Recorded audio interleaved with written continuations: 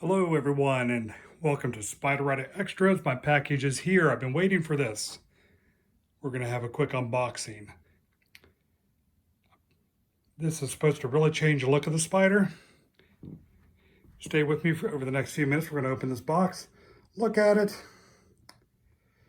Kind of like it's going to reimagine my Spyder's front end. All right, here we go. All right, so what's in the box? We're going to open it up here. Box was a little damaged, so I hope everything's okay. Okay, we know it's from BRP. It's an option, OEM. The instructions can be actually downloaded, looked at, going to the www.instructionsbrp.com, and I've actually used that before. All right. Let's take it out.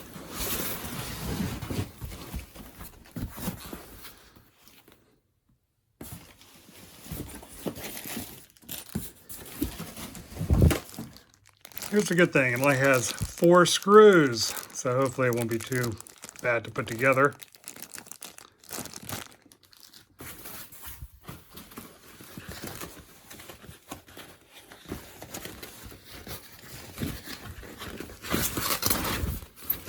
All right, what do we have?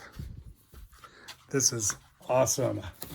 This is the new Spyder F3 Super Sport front grille.